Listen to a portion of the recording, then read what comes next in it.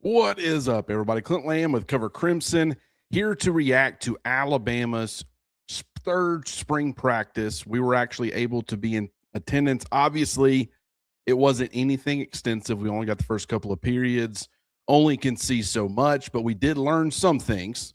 And then also, we learned other things from Ryan Grubb following practice when he was made available to the media. So, we're going to be talking about all of that and more here at Cover Crimson. Appreciate all you guys for being here.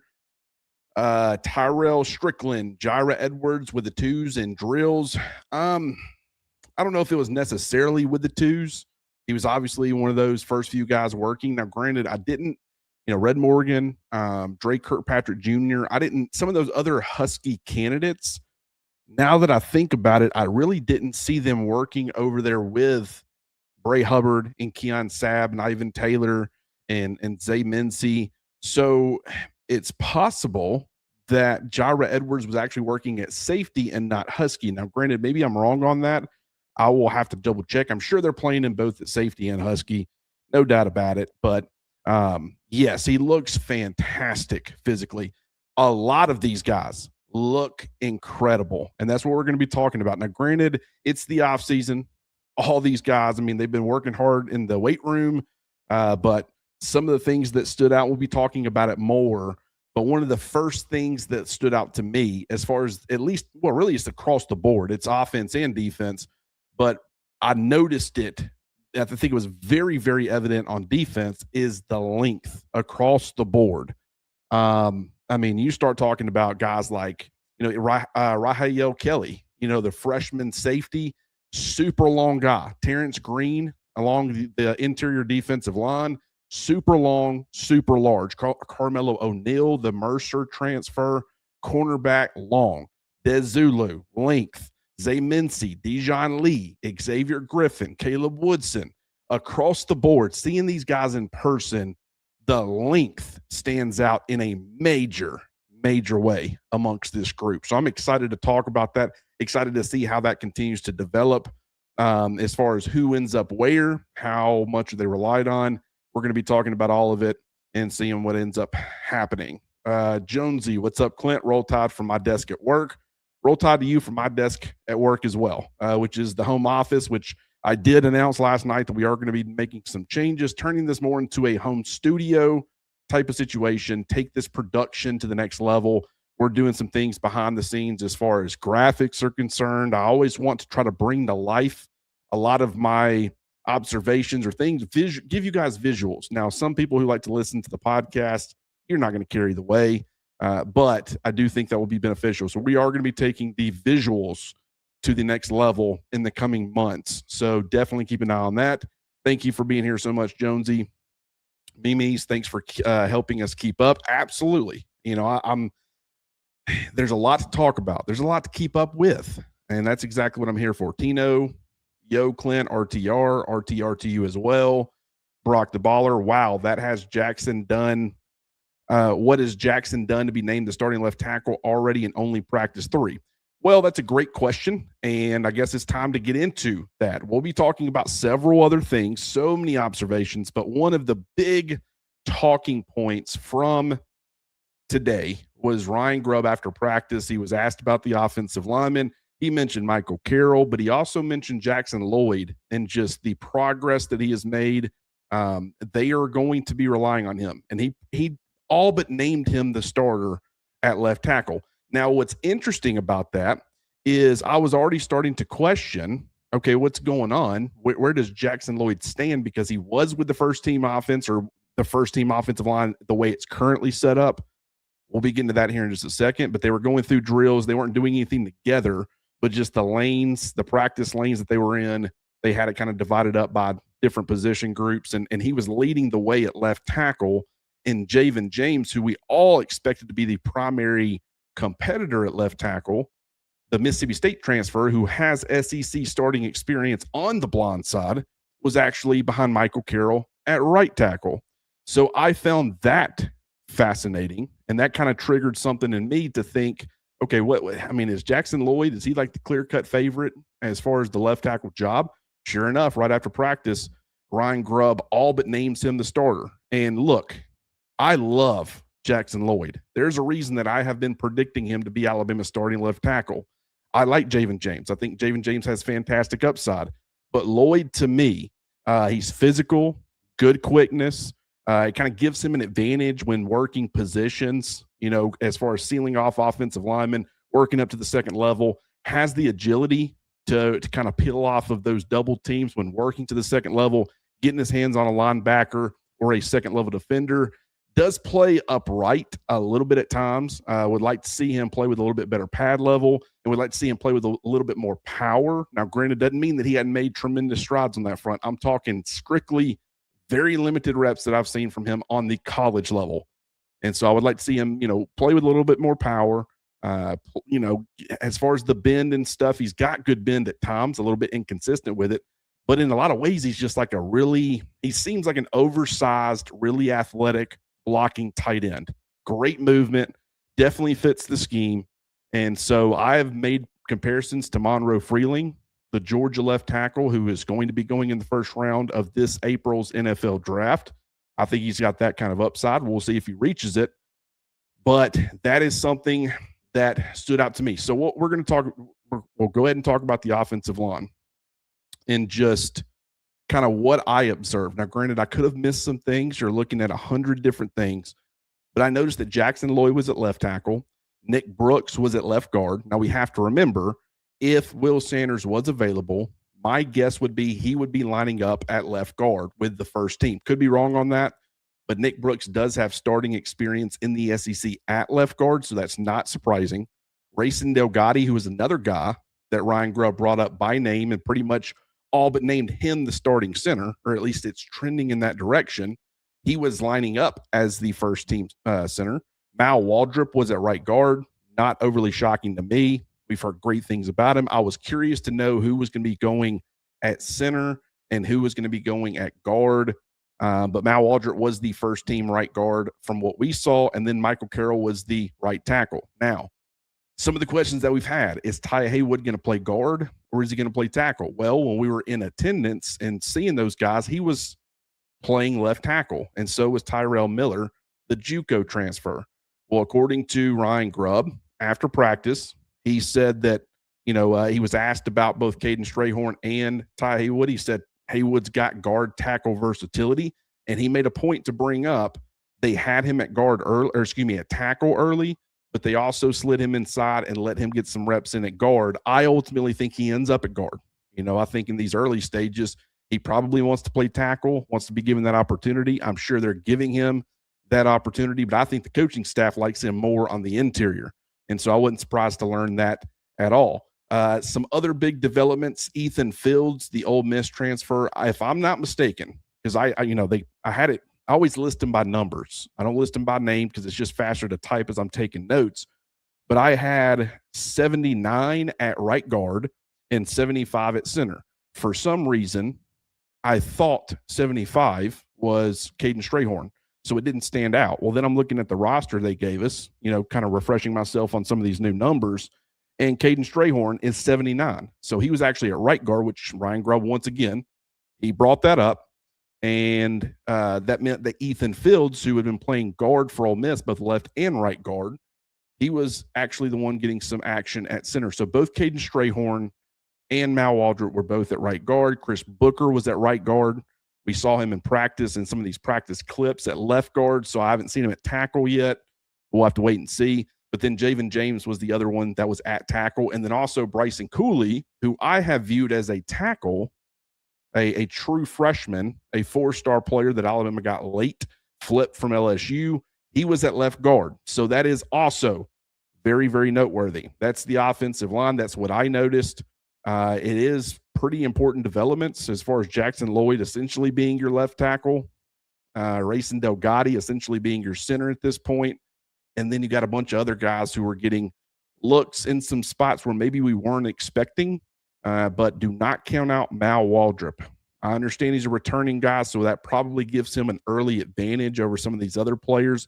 It is also possible that when Will Sanders gets back, maybe he slots in at left guard. Maybe they move Nick Brooks over to right guard at that point. Maybe Ty Haywood, I don't know if he got work at left or right guard when they moved him inside, but maybe he ends up being your starter at one of those 2 guard spots. So the 2 guard spots are the ones that are currently unknown, and there are a bunch of options. So I'm very curious and intrigued to see who ends up winning some of those battles.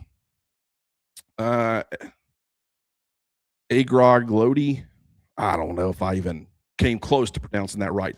Is Jackson Lloyd that good? He was a former top 50 recruit, didn't really play a whole lot, obviously, as a true freshman, did get some work.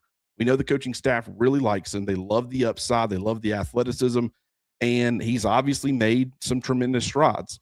A lot of people viewed when they signed Javen James as, okay, this is a guy to ensure you're getting what you need to get out of Jackson Lloyd. And yes, he is good insurance. I guarantee you he's getting some reps at left tackle. There's not a doubt in my mind. He's got that swing versatility. But I'm starting to figure out it is also possible that he ends up moving inside the guard and being one of your starters there. But right now, I think they view him as like, we got a really good, experienced swing option for our 2 established starters at the 2 tackle spots. And considering this is a guy who has SEC starting experience, who has tremendous upside, still hasn't reached that upside, but he has multiple years of starting experience, both at Akron and at Mississippi State. When you got that guy as your swing tackle, if that ends up being the case, that's a pretty big deal. Dustin Ivey, Daniel Hill looks smoother after dropping the weight. Absolutely. And that's something else that I want to move on and talk about. Number one, Xavier Crowell looks amazing. A lot of these guys look, a lot of the freshmen, Xavier Crowell, Cedarian Morgan, just from a length standpoint, great physique, prototypical big-bodied receiver. And, I mean, good night. I mean, it is so incredible how he looks. Xavier Crowell looks like an SEC running back right now. There's not bad weight on him whatsoever. I understand he weighed in at 221 pounds. I understand there were some people who were concerned, but from a physique standpoint, what I saw today, he looks amazing. But he also is dealing with apparently a soft tissue issue. That's tough to say. So he was not going through a lot of the drills. So I noticed that at first I was like, wait, Trayshawn Brown is working ahead of Xavier Crowell. That's interesting. But actually, it was the fact that Xavier Crowell was kind of off to the side and not really actually going through the drills. But Daniel Hill has dropped weight. It is noticeable. It is very, very noticeable.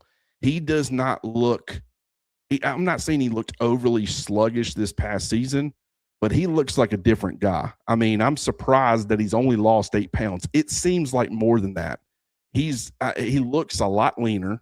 He's moving a lot better. Now, granted, I don't know what sort of injuries he was dealing with this past season. We know that he was dealing with some stuff, so maybe it was something lower body related. We know against Missouri or against somebody, he got hit pretty hard, and I think it was a forearm issue. Maybe that was actually Eastern Illinois, maybe early in that football game. But either way, we know that he also was dealing with stuff all throughout the last offseason and into the season. I think it carried over pretty much the entirety of the season, and that probably affected him. But he is moving and looking really impressive. So I'm not going to get carried away with this running back room and tell you everything's good, great, and wonderful, but I'm encouraged by what I've seen early. I saw him going through drills, though. You know, I saw him taking some handoffs. I mean, it's nothing crazy. I'm not watching these guys tote the rock, but I looked at this group and I said, that's a group that I want to see on A-Day. That's a group that I want to see how they perform. The offensive lines in front of them, especially when you're talking about the newness pretty much across the board, you're probably not going to get the level of blocking that you probably need to have any sort of massive impact. But I'm looking to see how these guys move. I'm looking to see how these guys, create on their own when it's not there, because in these early stages, it's probably not going to be there super often. So I'm going to be monitoring that, seeing how that looks, and I'm excited about Daniel Hill. I'm excited about Xavier Crowell. I thought A.K. Deere looked fantastic. Kevin Riley does look a little heavier, looks a little better physically, but I'm excited about that group in general. Tino, already have more O-line starters confirmed compared to all of last year. That's a fantastic point, Tino. I mean, right now, day 3 of spring practice. They haven't even got to spring break yet. They're going to, after Friday, all go home, have about a 10-day period off, and then they're going to come back. And you would think that's when things really start to crank up as far as the spring is concerned.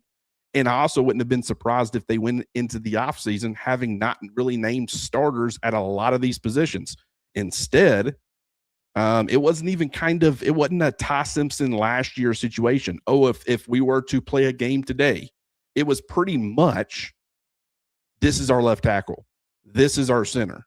And by the way, you guys already know our right tackle. That's 3 of your 5 spots.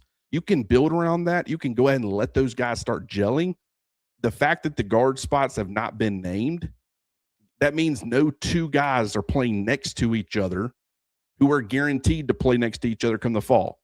But at least you have kind of some sort of starting point. It's a lot more of a starting point than we all thought. We all thought the one mainstay, the one guarantee is Michael Carroll, and all 4 of the other spots are up for grabs. Instead, 3 of the 5 seem to be pretty much locked up. Now, other guys are going to be battling. They're going to be pushing, trying to get into some of those competitions, force their way onto the field.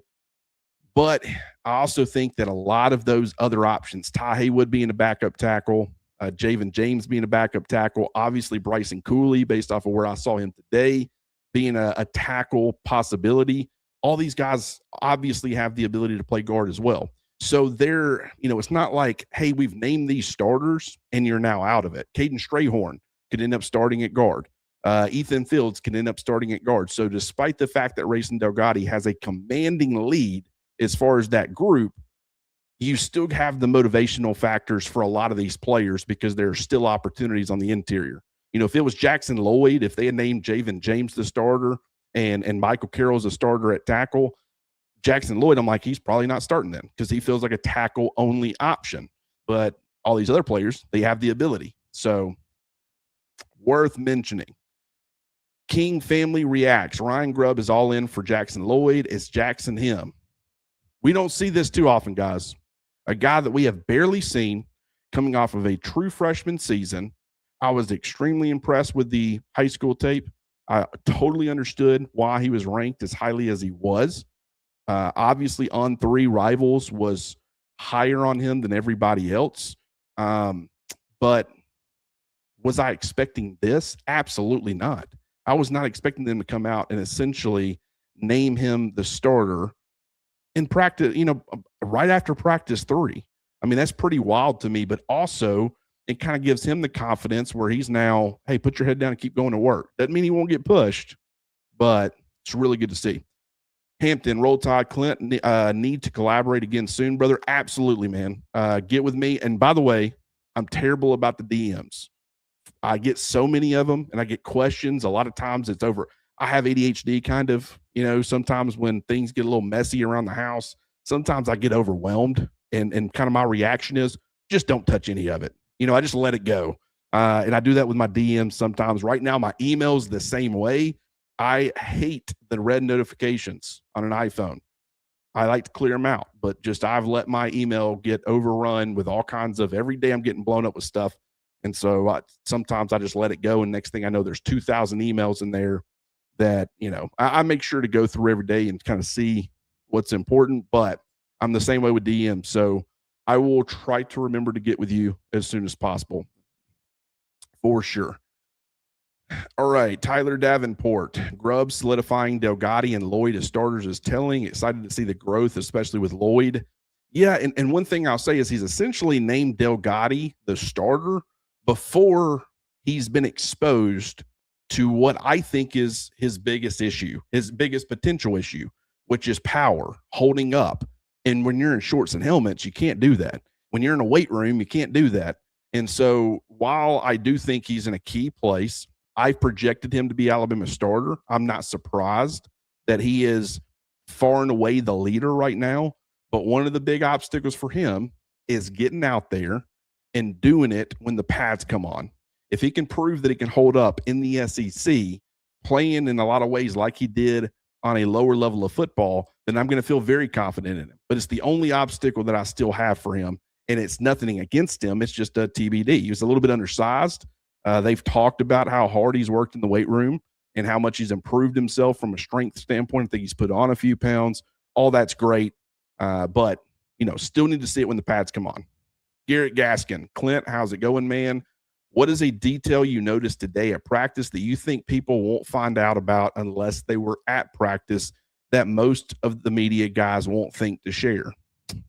That is interesting. I wish I had a little bit of time to think about that. Man, won't think to share.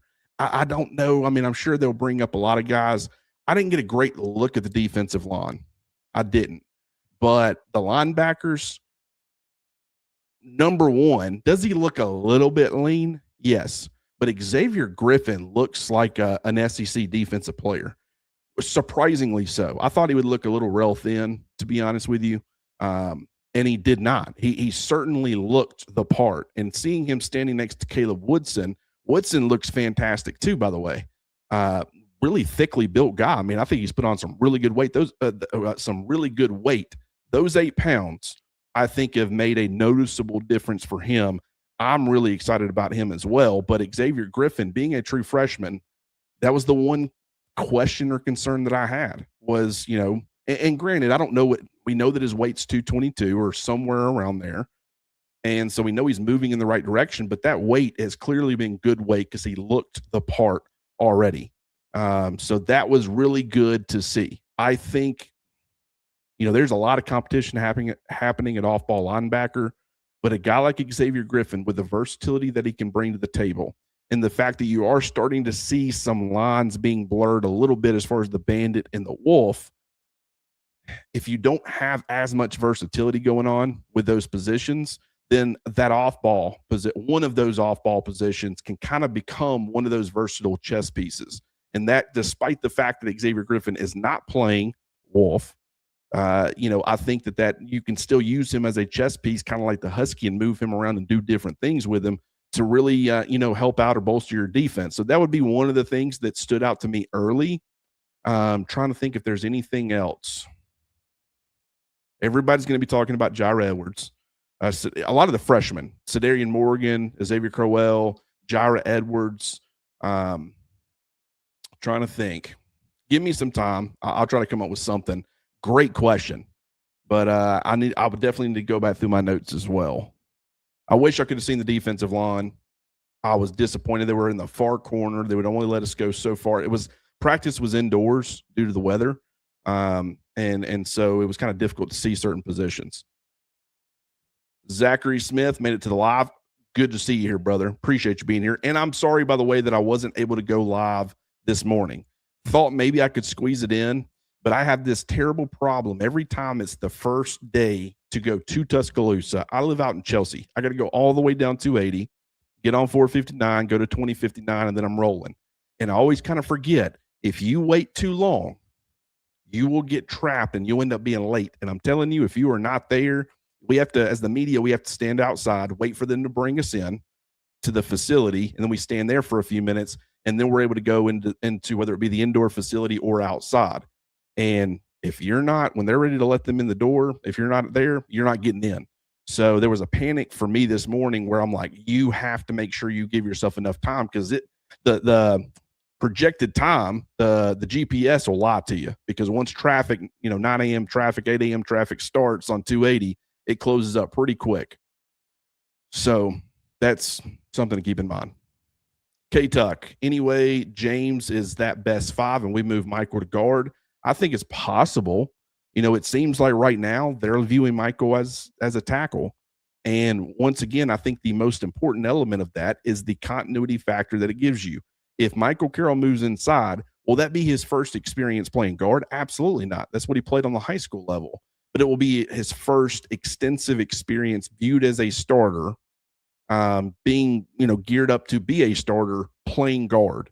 And so that would now be all 5 positions are new, not starters. Like, you've got one that you have locked up. And we know that Jackson Lloyd has played a lot of left tackle in practice. That's where he's kind of been. We've seen him some at right tackle. But so the fact that he's kind of locked up a spot, that's great. And then you got Rayson Delgatti there at center, who has plenty of starting experience. Not on this level, going to be a transition, not in this offense, going to be a transition, but he has starting experience. So I don't know that they will necessarily want to move Michael Carroll to guard, but I do think that James also has probably the ability to play some guard. And so if he's one of the best five, whether it be moving Michael inside or whether it be moving James inside, I would fully expect him to be a part of the conversation. I totally missed this. Don't know how I missed it. Got into it a little bit too much. Jonesy, appreciate the $4.99 super chat. Let me go ahead and remind people now. I'm addressing a lot of these comments. I know everybody wants to know everything, and that's kind of what I want to be. I want to try to soak up as much of those open periods of practice as I possibly can, and then answer any questions that you guys have. There's a ton that I'm going to miss, but that's kind of the goal. But, so anytime we get on here in these types of environments, I want to try to address every single question. But one guaranteed surefire way to make sure that your comment or question is read is to hit us with a super chat. It's supposed to move you to the front of the line. I'm normally really good about that. I got a little thing that tells me when we've got a super chat and I need to get to it. I totally missed it because I got carried away. So I apologize. You did this like 20 minutes ago. So sorry about that, Jonesy, but I appreciate the $4.99 super chat. And he says, is the Lloyd news that surprising? Backed up Caden Proctor as a true freshman. Probably went head-to-head with Justin Hill every day. Staff clearly loves him. It's not shocking to me. Maybe the timing of it this early in the process. You brought in an SEC starting left tackle. And I understand Mississippi State was not great. They were much improved from the season before, but they weren't great. So, to sit here and say, he was, guaranteed, they told him he was guaranteed to have a starting job, nothing of the sort. But it's still pretty surprising that he came in probably thinking, I'm going to get a chance to be a starter for Alabama at tackle. And they immediately, 3 practices in, say, hey, the 2 tackle spots are pretty much locked up. They're done. So now you see him playing behind Michael Carroll, who is the most surefire starter amongst the group.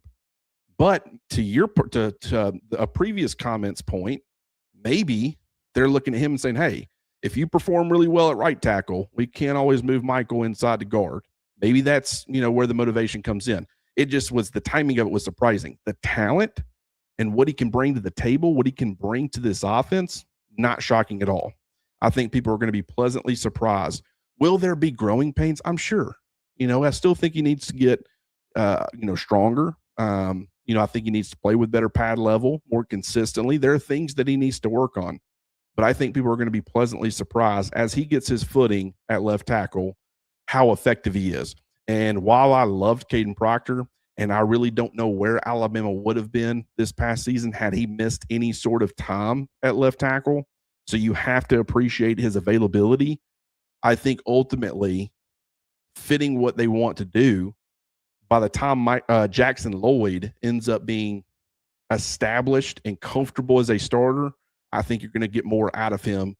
Maybe not from an NFL talent perspective necessarily. I'm more so just as far as what you want to run, how it helps your offense. I think that could really put them in a good position moving forward. So definitely like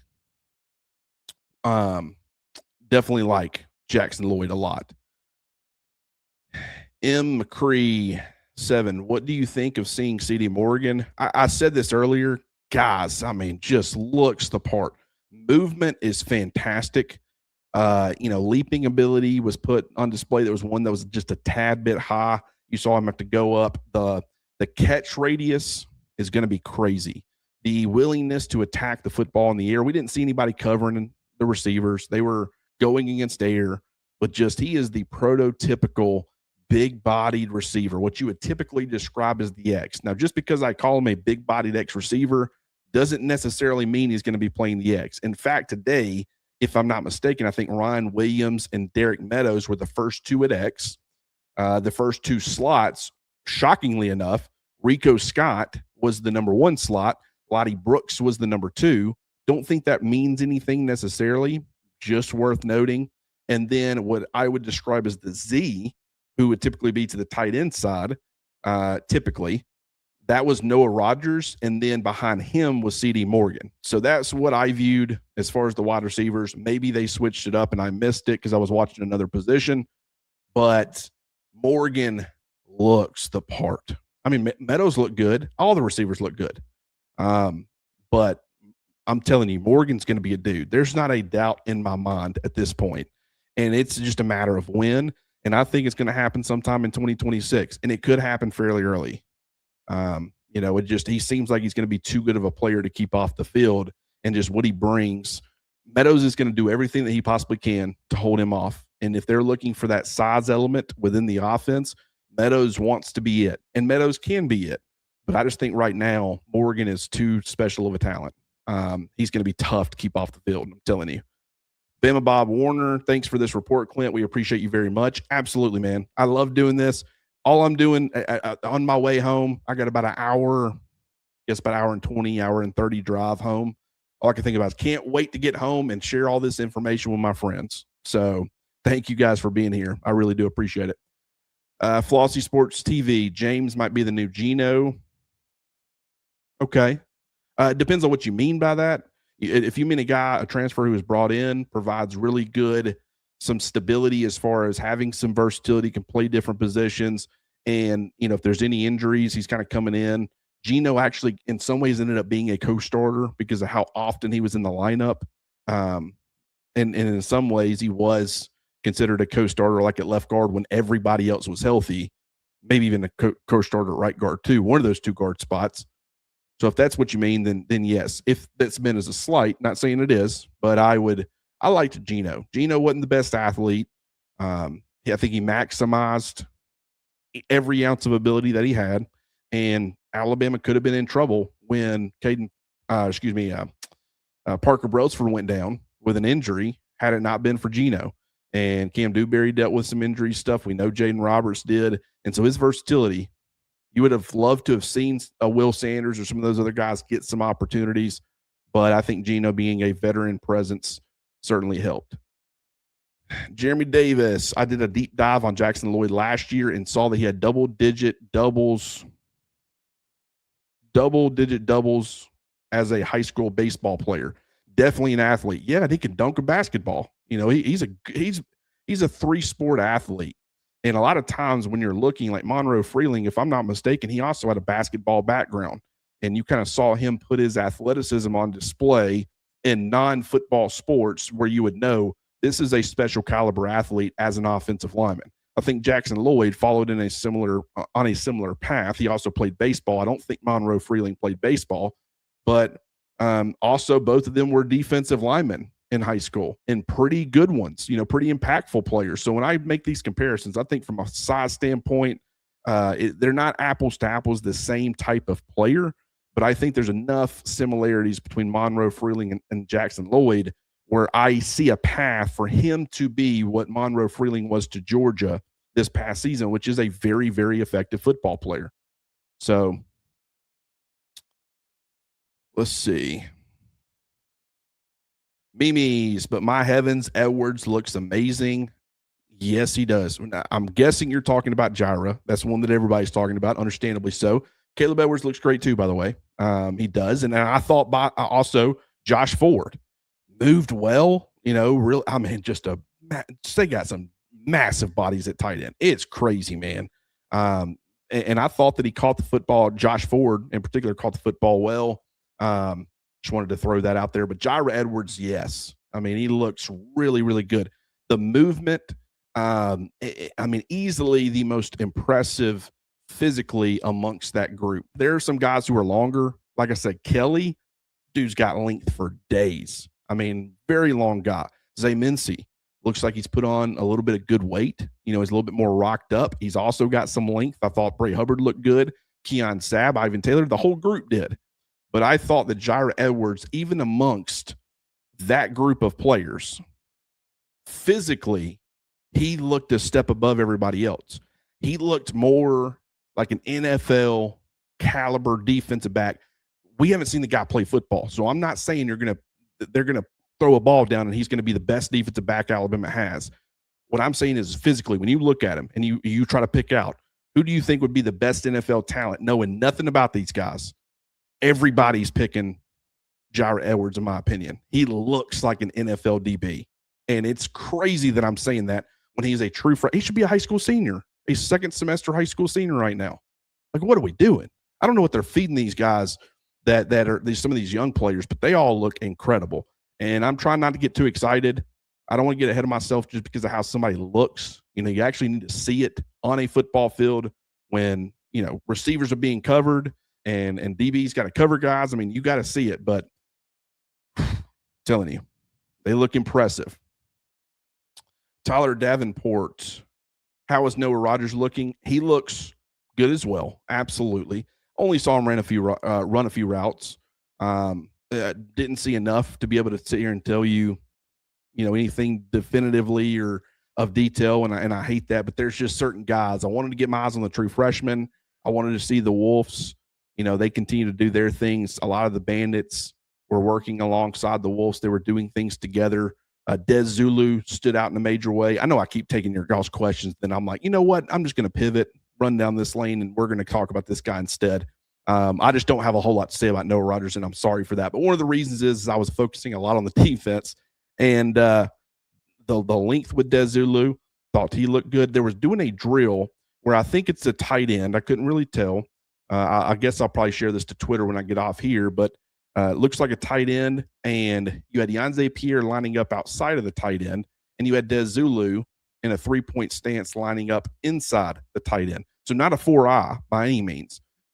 It also could have been a tackle, like it's a guy holding these dummies. So I don't know what he was. Maybe he was playing 4-eye and then playing a 5 if you're Yanze in a 2-point stance. But I thought it was strange they were playing them next to each other. Now, granted, I think it could have just been a fill-in because Yanze didn't do anything, just it was Des Zulu.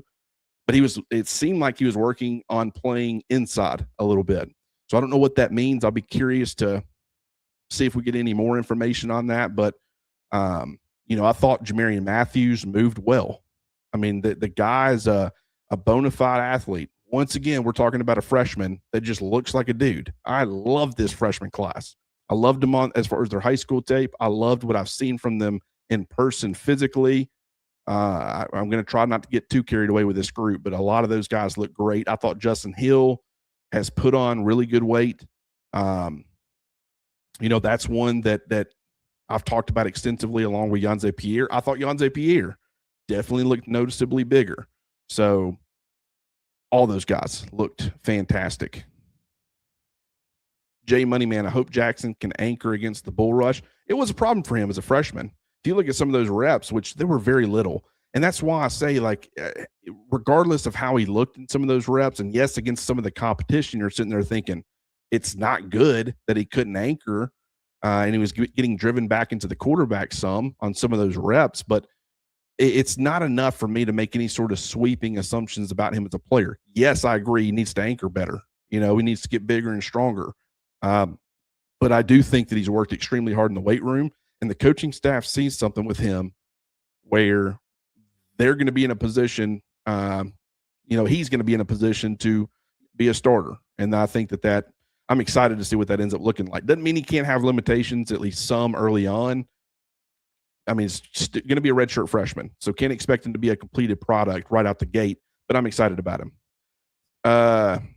Before I get to this super chat, let me Brock the Baller, Daniel Hill does look like he's moving a lot better with those 8 pounds off. You would have thought that he took 25 pounds off. I mean, just the way he looked, I don't know how it's possible, to be honest with you. I don't know how he looked that much more lean. I don't know how to put that. And was moving that much better based off of 8 pounds. I mean, it doesn't seem like it is pretty significant, but it just doesn't feel like he looked like a different back out there. At first, I was like, wait a minute, did Daniel Hill change his number? I feel like everybody changed their number. Ryan's going from 2 to 1, and Lottie Brooks going from 17 to 3, and so I'm like, wait a minute, that's not Daniel Hill. And then I'm like, it is, and he just looked different. He was moving different. He looked great physically. I'm telling you, I exited that practice. There were a lot of things that impressed me, but Daniel Hill was the most impressive. Got to see the vision, got to see it when the pads start popping and there's holes to be hit, and defenders, you got to break some tackles and do different things like that. But he was moving really well today. I was impressed. Ron Hollywood, appreciate the $10 super chat. Clint, I appreciate all the hard work. Thoughts on Russell and Mac today? Once again, can't take away a ton when they're just simply kind of throwing. It's almost like they're warming up. Granted, I did see Mac miss a guy high on one throw. Maybe I saw Russell miss one. I don't know. I mean, they both look good physically. Once again, that's what you got to say about all of these guys. Is we have to start because we only have so much information. It's how do they look physically? How do they look? And then how are they moving? That's the first two things that I look at. And just, I thought they both had a swagger to them, a confidence about them that is hard to, put into words based off of what they were doing. But they look like guys who have been around for a minute. And I know Keelan Russell really hasn't, but I thought both of them looked good. Couldn't really tell you coming away from the practice based off of what I saw. Oh, Austin Mack looked better today. Keelan Russell looked better today. The time to ask that question would be after a day. I feel like I'll be able to tell you a lot because I was able to tell you a lot after last year's practice or whatever it was. But I think they got two really good quarterbacks. And Ryan Grubb all but confirmed what we all already knew. I'm not going to be breaking any sort of news. But when he was asked about the quarterbacks, he said they're both doing well. Both meaning two. Both meaning Austin Mack and Keelan Russell.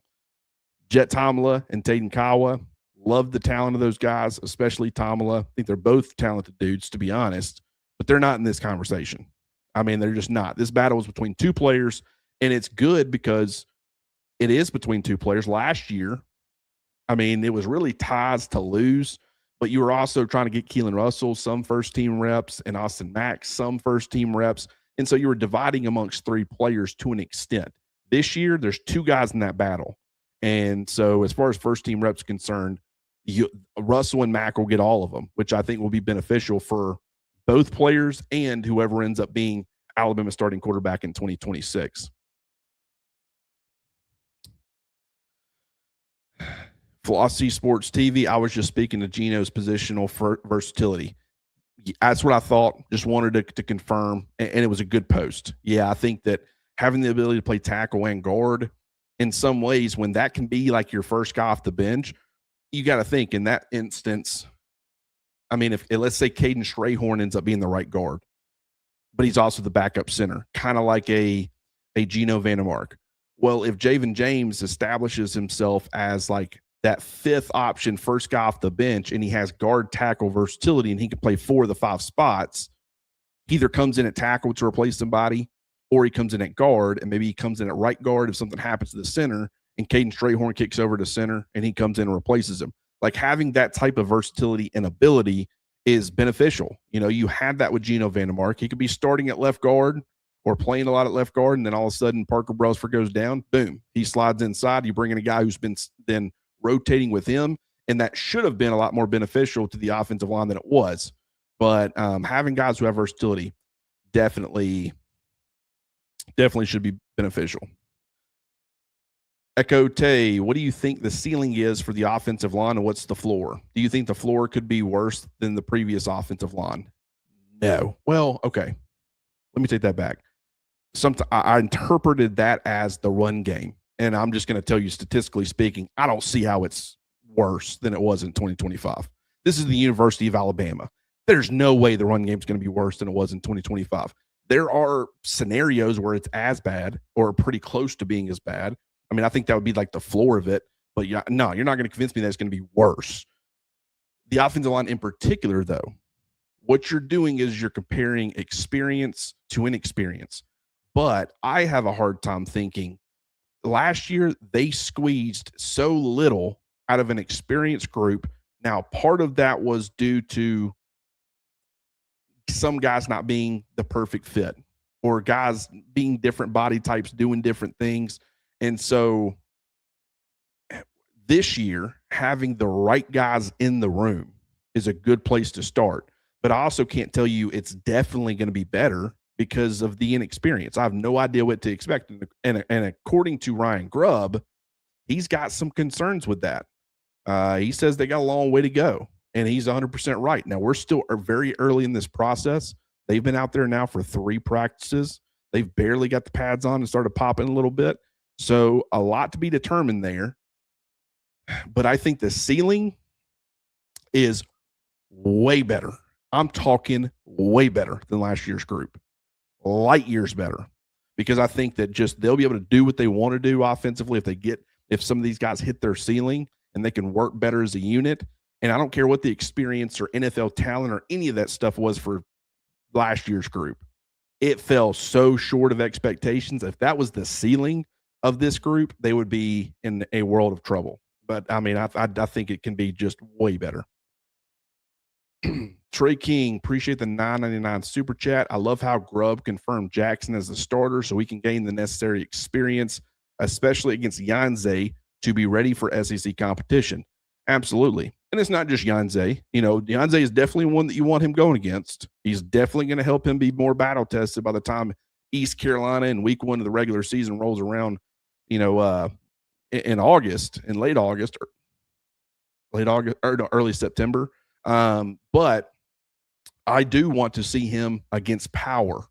I kind of, from a power profile, this might sound strange because he's not going to push him as much as Yanze Pierre overall, but I want to see Justin Hill go against him. I want to see Jamarian Matthews go against him. These guys that can, and granted, Yanze can convert speed to power. I just think he's still a little bit inconsistent in that area. Definitely would expect him to continue to make growth and strides. But Justin Hill, that was kind of one of his calling cards. I was very impressed with his speed to power pass rush as a high school player, especially one being 220 pounds. And the way that I saw the power against the run this year, didn't have a whole lot of opportunities for getting after the quarterback. But as far as the power they displayed against the run, I'm guessing that you're going to continue to see his ability to convert speed to power on the college level. And so I want to see him go against Jackson Lloyd. I want to see Jamarian Matthews, who has a power profile as well, going against Jackson Lloyd. I would like to see them put Devin Tompkins out there a little bit, a 300-pounder, and say, hey, anchor against this. Let's see how you do. And the more that he is asked to do that, the more fine-tuned he'll get. I think that is the biggest obstacle for him that he's going to need this upcoming season, but I fully believe in his ability to get that done. Guns Blazing 99. Appreciate the $1.99 super chat. Thank you so much for being here, man. That means the world to us. Guns Blazing. How many tight ends have been on the field? We running with 2 or no? They are going to go 12 personnel. And I'm just going to go ahead and tell you, if they're going 12 personnel with Caleb Edwards and Josh Ford on the field together, on top of what I expect to be, hopefully an improved offensive line, I think they can get some stuff done. They're going to go 11 personnel. They're going to go 12. You're not going to see 13. Maybe. Do you see some 21? With the way that Daniel Hill is losing weight, I wouldn't expect him. I don't really see, I'm trying to think if there's anybody that can be flexed. I don't see a whole lot of 21 personnel either. It's either going to be 11 or 12, 99% of the time. Maybe you see something different, but you're going to see some 12. There's no doubt about it. And they want to feature that position. We've always seen multiple players be involved within this offense at tight end. Even at Washington, we saw 3 or 4 players who saw pretty significant snaps. So I'm excited to see what that looks like too. Good point, Tyrell Strickland. He says all of Ryan's catches were with his hands and away from his body. Glad to see that as an emphasis. That is one of the things that I noticed early on about Ryan. I remember when he was a freshman and we were getting to watch some of these practices. It was Kalen DeBoer's first season. We got a lot more access than we do now. But one of the things that I noticed, there were a lot of times where I was filming the wide receivers and Ryan was dropping balls.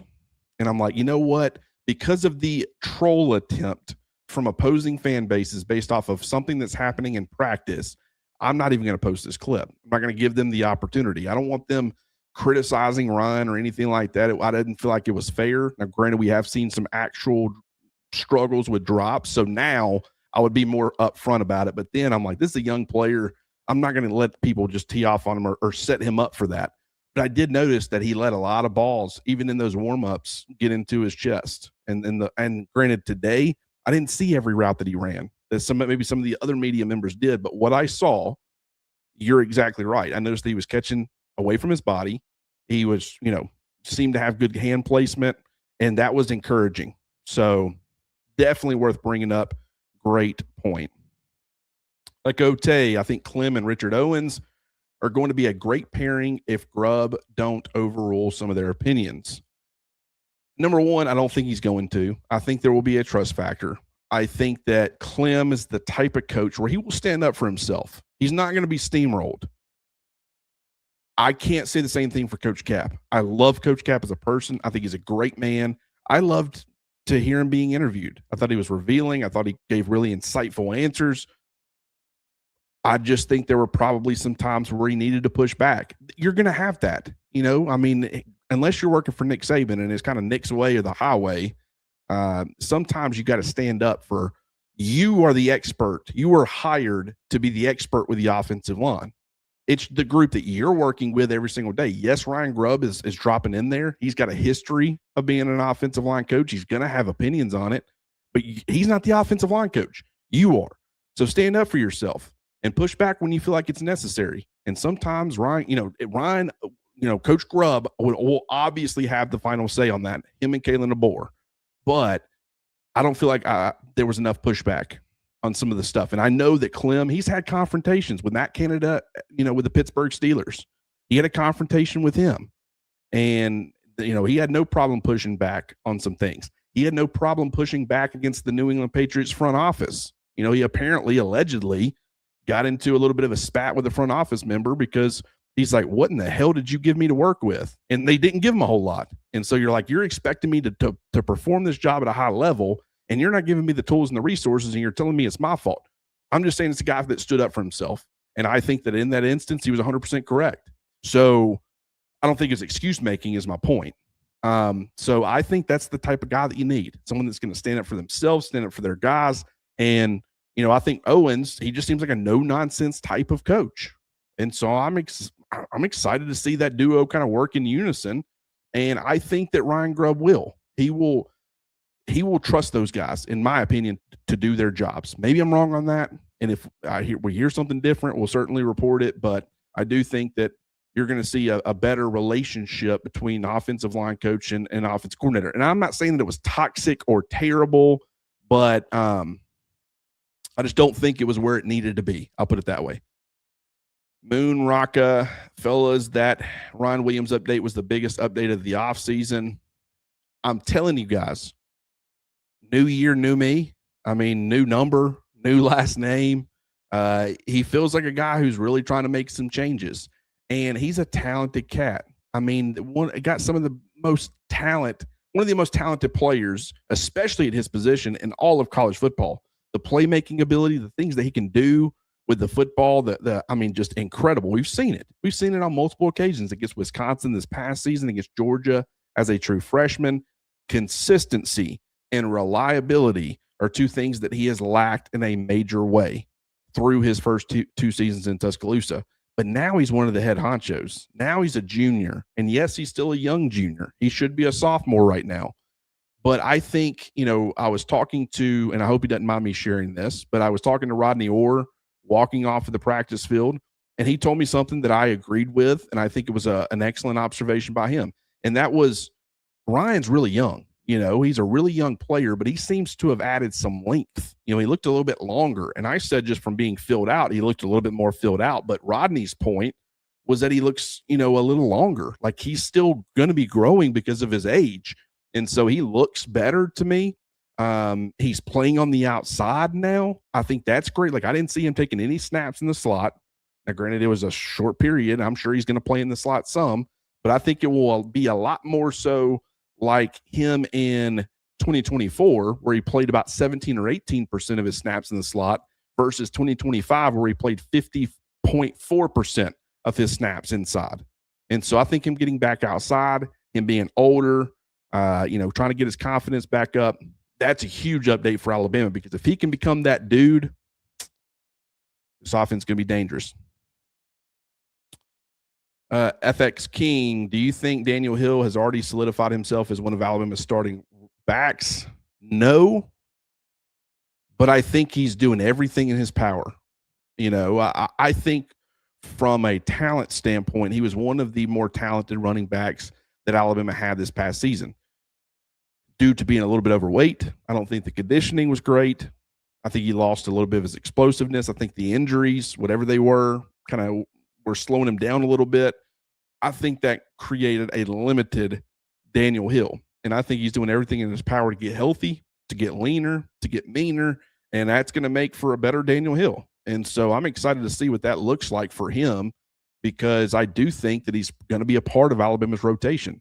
I have predicted, I think ultimately, A.K. Deere is going to be a part of that conversation. I think Daniel Hill is going to be a part of that conversation. And I think Xavier Crowell is going to be a part of that conversation. Now, granted, you can't rule out Kevin Riley. I mean, it would be unfair. He ended up being a part of the rotation this past season. He showed some really good things at times, and he does look noticeably bigger. But right now, I like those other three just a little bit more. Still need to see it from Crowell. Still, I guess, also need to see it from A.K. Deere. But, yeah. Big Slime, what did you see from Morgan and Jira? I saw two dudes. Man. I saw two guys that I think are going to push for year one roles. And if both of them end up being starters, I will not be shocked. And it's not because there's this clear need. Like me predicting Xavier Crowell being Alabama's starter, you can look at that room and you can like Daniel Hill and A.K. Deere not being in year two, but you can say they really need a lot more at that position. So it's not this crazy take to sit there and say, okay, Xavier Crowell being as talented as he is, them needing some more, just more at that position, he ends up being a starter. That's not going to shock anybody. Jira Edwards jumping a really good Red Morgan, or if he ends up playing safety, which I think if he ends up playing safety, I think he plays Husky. I mean, I really do, because I don't think he's playing over Bray or Keon. And Zay, I don't know. But I think that if he ended up playing ahead of a Red Morgan, that would probably surprise some people. C.D. Morgan, and I say starter, he could be wide receiver 3 and still be a starter. So that's not as crazy of a path. But with Noah Rogers being brought in, Rico Scott was a guy that they prioritized and got him to return or pull his name from the transfer portal. If a true freshman, Cedarian Morgan, jumped both of those players, that probably would be pretty surprising to people. So I was impressed with both. Tino, how would you describe the energy during practice from coaches and players? You're inside, and I don't know I remember feeling this too. Now, we used to go to the basketball gym, when it rained or weather forced us inside when I was in high school. You were throwing on the tennis shoes and you were going full pads in the gym. And that was some very interesting practices. But because you're all like cramped a little bit, for some reason, it felt so different. In some ways, it didn't feel like football. So the energy was a little bit harder to have a really intense practice inside. Obviously, they're on an indoor practice facility, so it's not the same thing. But I mean, it's also warm-ups. So the intensity and everything, I'm not going to sit here and tell you, oh man, it was electric in there. But I thought guys were getting after it to the best that they could. They're not being asked to do a bunch of physical stuff. Or be super competitive. It's all warming your body up. It's getting ready to go do all that. So I can't really answer that question fairly. And if I tried to, people would twist it the wrong way. So, Chris the Bammer, Rodney Orr, Rockin' Rodney is my favorite. Yeah, I love Rodney, and I love talking to him. He's a great guy, very insightful. So I was very, very much excited to see him. I don't always go to Tuscaloosa. If it's just a press conference that I'm going to get online, I'd rather be here with you guys.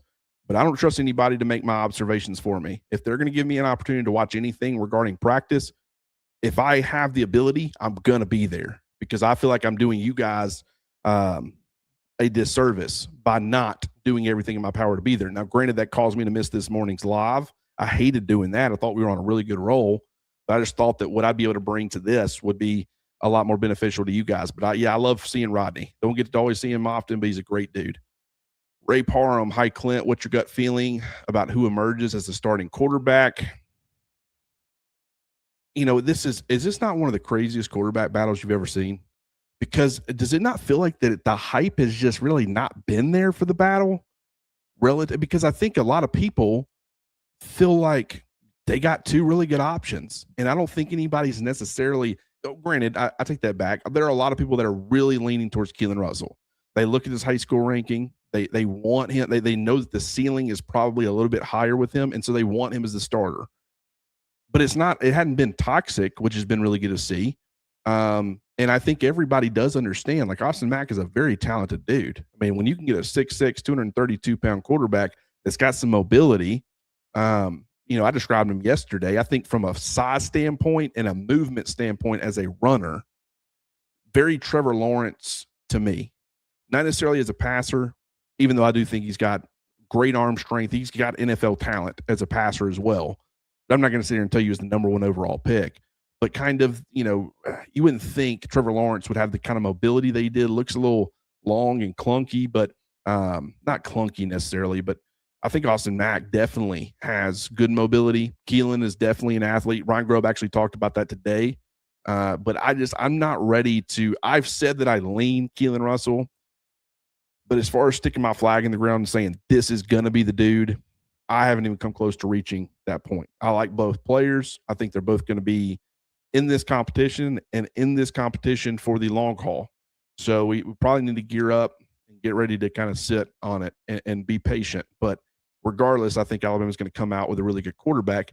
And I do, if I had to say right now, I'm not going to stick my flag in the ground for it, but I still do lean Keelan Russell. Gary Grace, Daniel Hill always ran the ball hard. If he loses weight, it will help him. Yeah, I think he ran the ball hard at times. I don't think he always ran the ball hard, not to the extent that, I really wanted him to.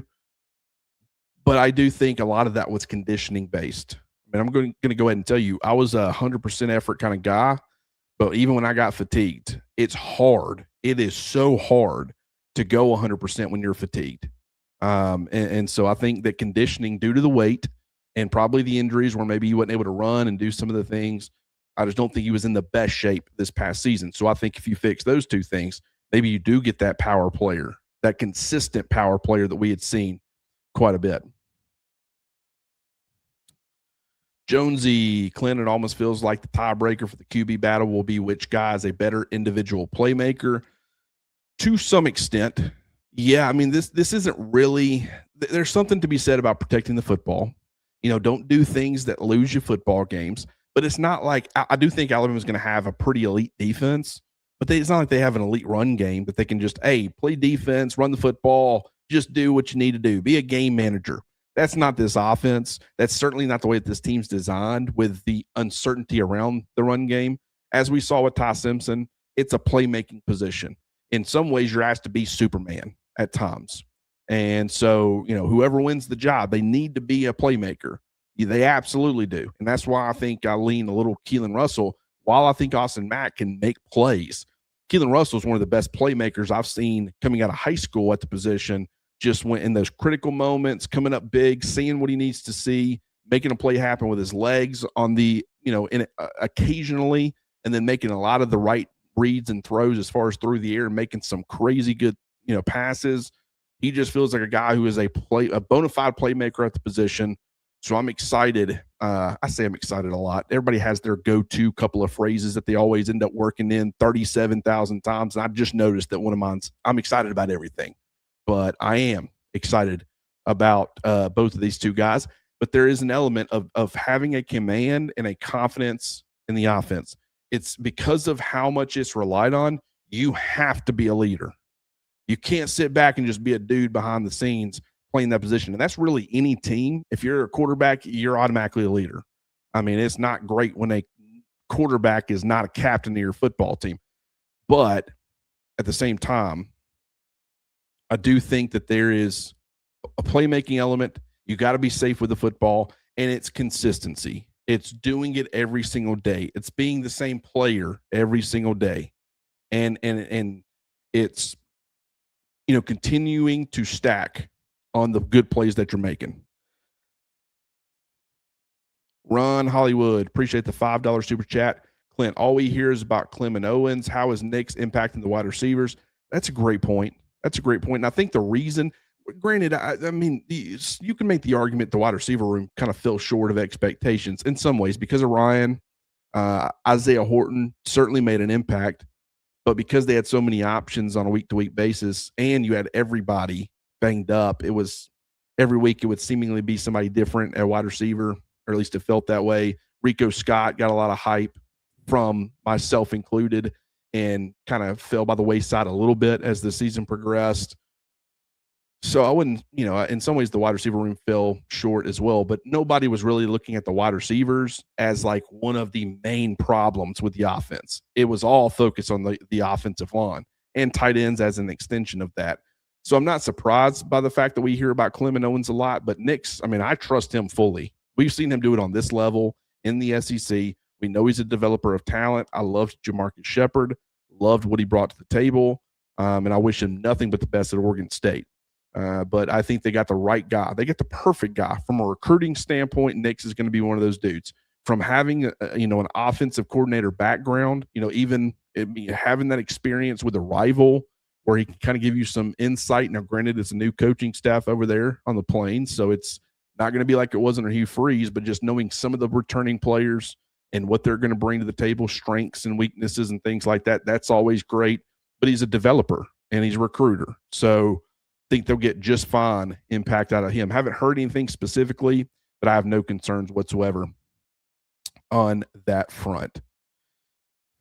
All right. That's going to do it. We've gone a little over an hour. This has been fun. I love it. I wish they'd let us see a little bit more of these practices and stuff, but I took some notes, and then I'm going to go ahead and tell you, anybody that posted a video on Twitter regarding Alabama's practice, I don't care if everybody got 37 different angles. I'm going to comb every single one of them, and I'm putting together more observations. And what did some of these other guys catch that were filming different places than I was? And so when we do this again tomorrow for the live show at 7:30 in the morning, it's going to be just as informative, hopefully. And we'll be talking about more of this stuff. I only got to hear about half of Ryan Grubb's press conference before I needed to hop on here with you guys. So, I will also be addressing some of the other things that he brought up. I'm looking forward to that very much. Thank you all you guys for being here.